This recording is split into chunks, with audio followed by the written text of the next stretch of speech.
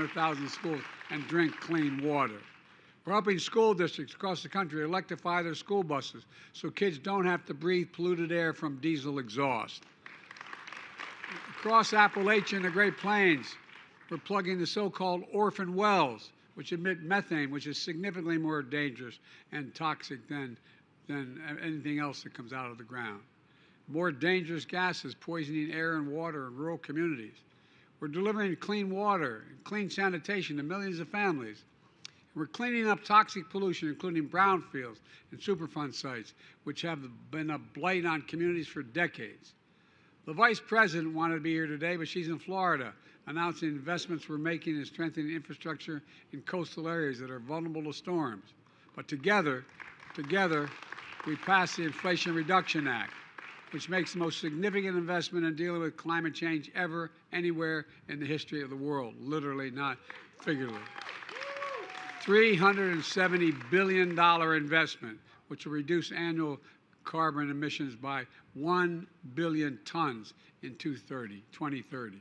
And folks, for example, it offers working families $1,000 a year in savings for providing rebates to buy new efficient appliances, weatherize their homes, get tax credits for purchasing heat pumps and rooftop solar, energy efficient ovens, dryers, and so much more.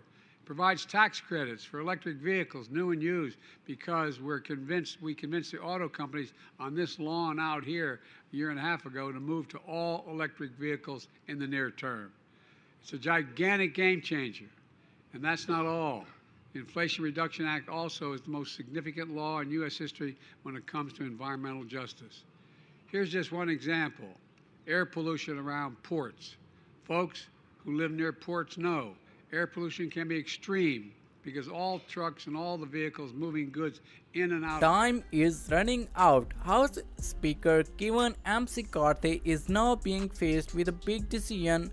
He must either change his proposed debt ceiling plan to meet Democrats' demand, or continue to push forward with this plan and risk a U.S. debt default. This event could affect millions of Americans' finances, and some lawmakers want Congress to pass a bill that would block any harmful changes to be made programs like Social Security and Medicare. Welcome to Updates Area YouTube channel.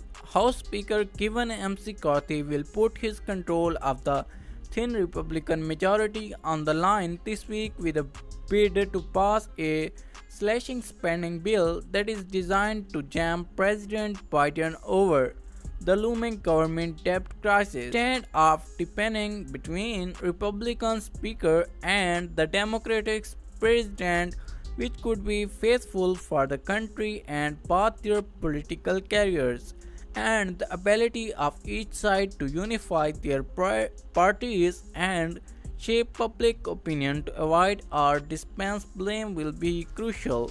The clash is over the need to raise the government's borrowing authority within months, without which United States will default on its debts in a way that could send a domestic and global economic spiral and could inflict deep pain and job losses on America.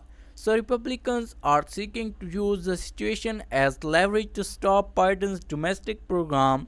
The US president, as he moves towards making his re-election campaign official as early as this week, says the GOP must not hold the nation hostage to what he says is an extreme agenda. The debt ceiling showdown is important to Biden as he seeks to protect the legislative achievements of his term so far and to portray image as strength. And proposed Speaker Carthy is seeking to unite his party around him to pass a bill that would raise a debt ceiling for 1 year in exchange for deep spending cuts.